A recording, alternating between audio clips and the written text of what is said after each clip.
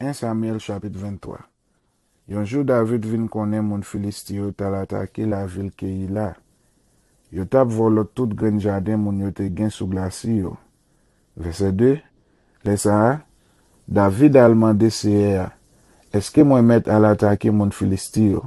Seye a di David, ou met ale? Atake yo, delivre la vil Keila.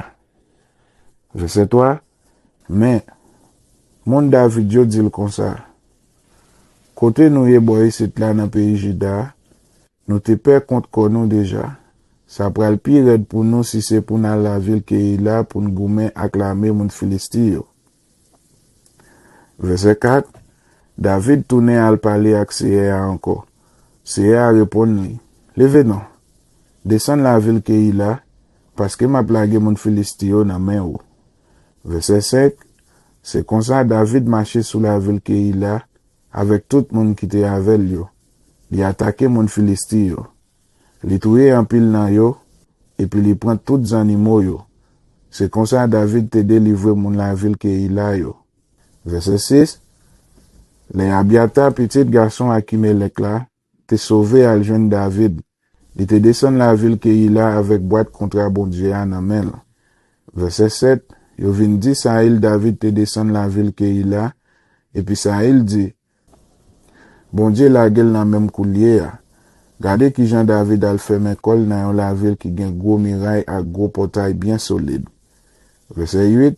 C'est comme ça Saïl fè rele toute la Melia pou yal goumen, pou yo marcher sous la ville Keila, pou yo senen David ensemble ak tout moun ki te avel yo. Verset 9. Le David tande Saïl te fè li devin atakel, li rele Abiata, prête la, li dil kon sa, pote boîte bon Dieu a vini. Verset 10. Et puis David dit, Seye, ou même qui bon Dieu peuple Israël là, moi tande ou dit Saïl pare pour l'entrer la ville Keila, pour le craser le net, et c'est derrière lié. Verset 11. Est-ce que moun la ville Keila yo pral la gem nan men? Est-ce que c'est tout bon Saïl ap descend jan yo dim liyan? Oh Seye, bon Dieu peuple Israël là, tant prie, dim si c'est vrai. Seye a répondre, Saïl ap descend vrai. Verset 12. David dit li, est-ce que moun la ville Keila yo pral la gem nan men Saïl? Seye a répondre, yap fel vrai. Verset 13. C'est comme ça David levé ensemble avec tout moun qui te avel yo. Yo te 600 comme ça. Yo quitté la ville Keila, la même, yo parti. Yo prend marché sans connaître côté yo prale. Laisse Saïl vin connaît David t'échapper sorti la ville Keila, li changer l'idée. Li pas marché sous Keila encore. Verset 14. David te rete caché dans falaise qui nan désert Zif la. Saïl même chaque jour tap cherchel, mais bon Dieu pas jamais lage David dans men Saïl. Verset 15. À tout ça David te paie toujours parce qu'il était connaît Saïl te sorti pour touyer. David te bon la ville Oréa dans désert Zif la. Verset 16. Jonathan, petit Saïl la, al joine li la, li tap bal courage. Li tap dil ki Jean bon Dieu ap toujours là avec li. Verset 17. Li tap dil kon sa, David mon cher, ou pas besoin paix. Saïl papam, pap jam ka joine nou. C'est ou même qui gen pouwa peuple Israël là. Moi-même, m'a vin après ou. Ata Saïl papam kon sa tout. Verset 18. Des messieurs yo coupe un contrat pour yo toujours amis devant Seye. David rete la ville Oréa. Jonathan allait la Kaili. Verset 19.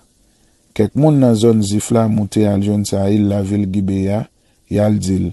Men David caché dans pays noir. Nan falaise qui bo la ville Oréa, sous mon Akiya, qui nan bossi désert Juda. Verset 20. N'importe qui l'est ou fait l'idée descendre la kay nou, ou mettre descendre, nan mette men sou li pour nou ba oule. Verset 21. Saïl répond yo. C'est pour Seye a béni non pour ça n'a fait pour moi là. Verset 22. Allez non. Allez ouais si c'est vrai. C'est pour nous chercher qu'on aime bien côté li fait. Qui moun qui wel là. Parce que yo dim li malin en pile. Verset 23. Chercher qu'on est tout côté li cap caché. Et puis les na certain tout bon, n'a tourné vin joindre moi. Les ça, ma descend avec nous. S'il est là toujours dans le pays, ma va le chercher, même si me doit fouiller dans tout raccoin pays Juda. Verset 24, c'est comme ça mon zif yo levé, yo prend devant wa, yo parti pour pays yo. David même ensemble avec mon yo te dans désert marron, dans fond qui dans portion sud désert. Verset 25, Saïl ak moun palio mette chercher David. Mais David vient comme ça, li descend dans pas galette là, qui dans désert marron, et puis li rete là. Les Saïl vient comme ça, li descend derrière David dans désert marron. Verset 26, Saïl ak messe liot tap marché sur yon bord ravine là sous Flomon là.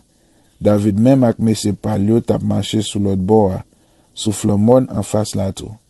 Li tap couru pour te mette belle distance entre li ak Saïl qui t'approché de elle. Saïl te prête pour mettre main sous lui. Verset 27, les ça, yon messager vient joindre Saïl et dit comme ça. Tournez tout de suite, parce que même moun Philistio a envahi pays. Verset 28, Saïl suspend courir derrière David. L'al marché contre moun Philistio. C'est peut-être ça aurait les ravine ça, galette séparation. Verset 29, David même allé dans falaise en Guédio, li rete caché là.